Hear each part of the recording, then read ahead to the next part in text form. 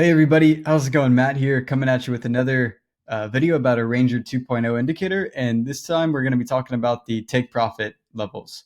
And so now I realize that in the intro video to this sort of series, I actually pretty much covered like most of the take profit setup. So this actually should be a pretty short video.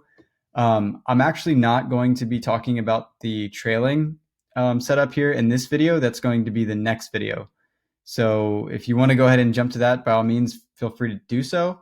I'm just going to kind of be going over some basic information about the take profit settings in here.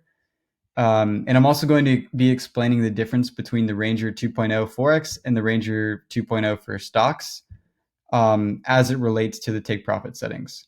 So like I said, it should be a pretty short and simple video. And yeah, so anyway, without further ado, so there's two ways that you can set a take profit. And again, we can see the take profit is this darker colored line, and we have three. We should have three for each trade. Um, and here's our three: 1, 2, 3. And like I said, there's two ways that we can set those. One is by using the levels of resistance, and this is actually taken from our supporter indicator.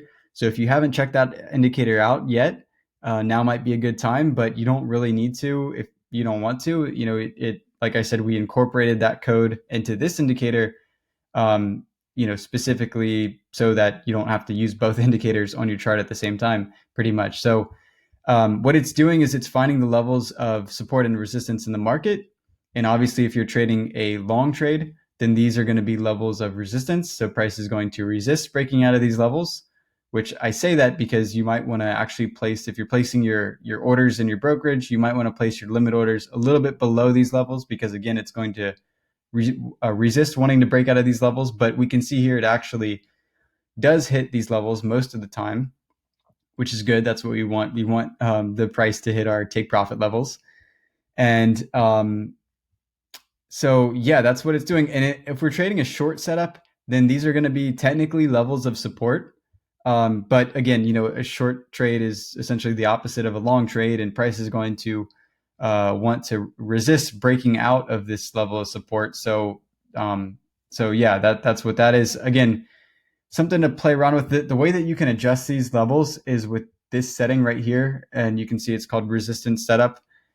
By default, it's going to be 10 and 10, and that's what I've found works best for me in most cases. Not every single case, but in most cases, 10 and 10 is going to be the ideal settings there. But definitely feel free to play around with that. I would just a word of caution. I wouldn't want to put something like 50 and 100, because then your levels are going to be unrealistically too large, right, or too far away from your entry, and they're probably never going to get hit. Or no, I shouldn't say never, but it's less often that they're going to get hit. Like we can see they got hit here nicely, but that's if we put 10 and 10, 10 and 10 is going to be better in most cases. Here it was actually even better. So anyway, just something to play around with there. That's how you can adjust the levels of resistance. So the other way to set the sort of take profit levels here is by using actually manually entering in the take profits. And so we can see here we have three boxes, 1, 2, 3, where we can enter in manually the amount of pips that we want to aim to take profit at. And we can see my chart actually changed here. Again, we have 50, 70, and 100 pips in profit. And just to show you, we can measure that out. So that should be 50, 70, and 100, and it sure is. So now I'm going to show you the difference between this, or between the Forex version and the stocks version. So for the stocks version,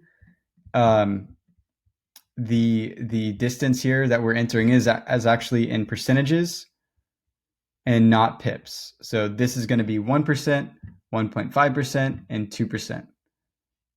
Okay, so that's the only difference as it relates to the take profit setup. The resistance levels are the exact same. Again, 10 and 10, same settings here for the stocks one.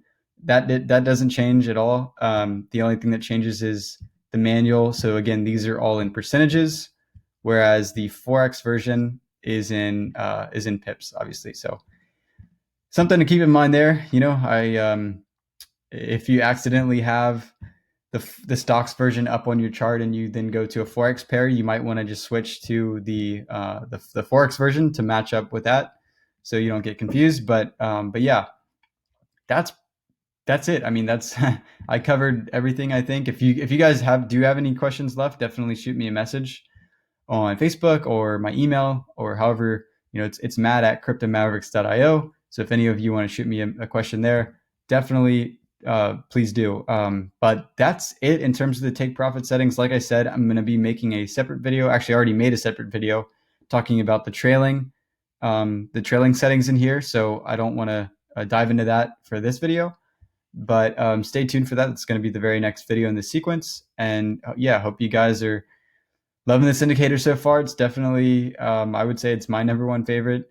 If not, definitely top two, top three. So anyway, guys, take care. Hope everybody's doing well. And yep, see you guys in the next video.